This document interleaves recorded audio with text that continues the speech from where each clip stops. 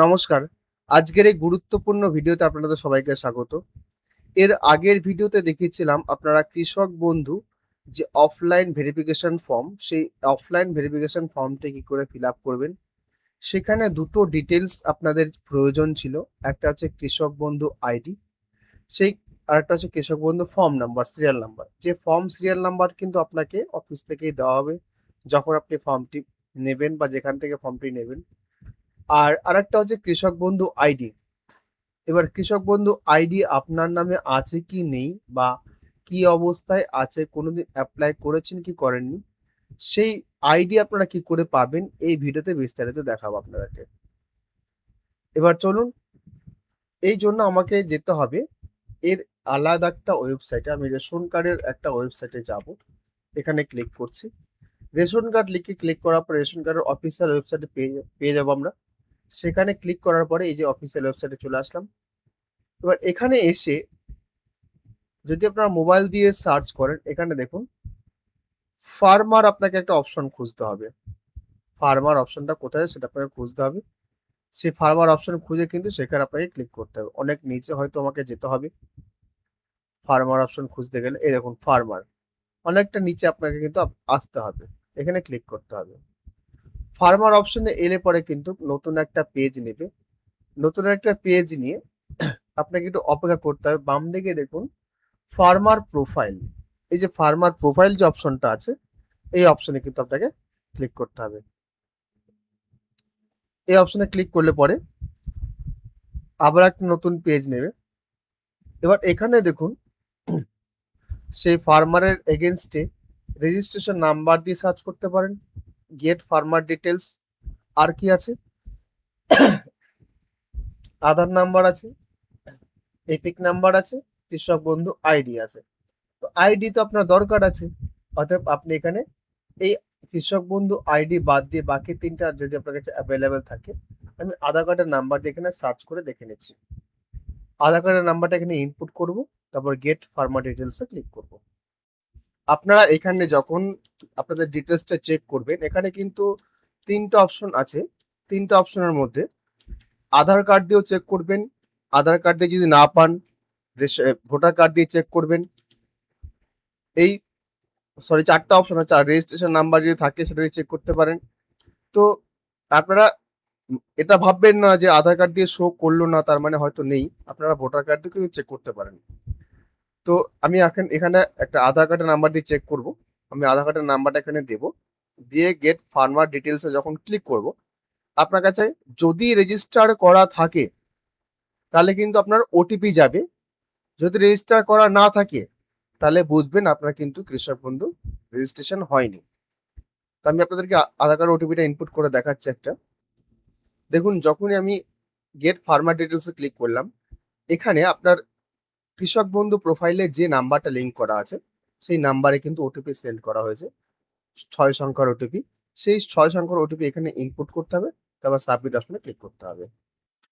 যখনই ওটিপিটা সাবমিট করবেন তখনই কিন্তু আপনার সমস্ত ডিটেলস আপনার সামনে চলে আসবে।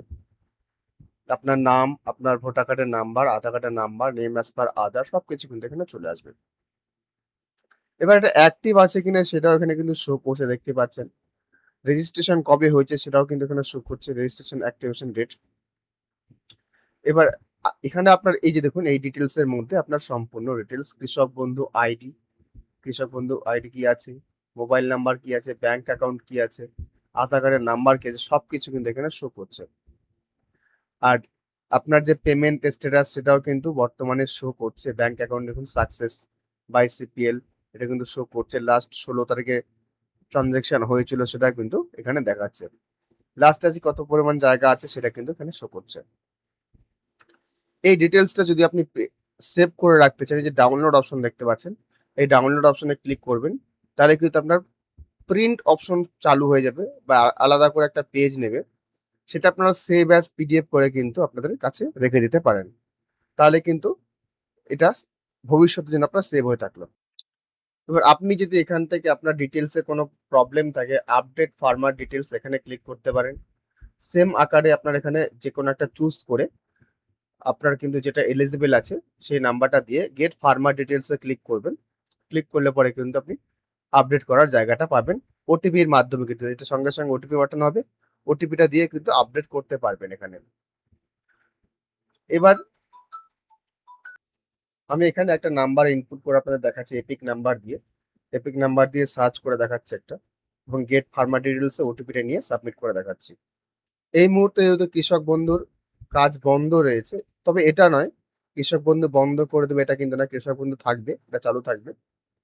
যেহেতু এখানে বন্ধ আছে কাজটা, নতুন করে এন্ট্রি হচ্ছে না, ওই জন্য আপডেটেশনটাও বন্ধ রেখেছে দেখছি।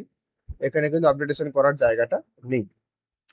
আপনারা কিন্তু চাইলে যে ফার্মার ব্যাংক স্ট্যাটাস, এখানেও সেই একই রকম প্রসেসে কিন্তু আপনারা চেক করতে পারেন কি স্ট্যাটাস আছে ব্যাংকে, কোনো কেওয়াইসি পেন্ডিং না আছে কি না আছে, সবকিছু কিন্তু এখান থেকে কিন্তু দেখতে পারেন আপনারা।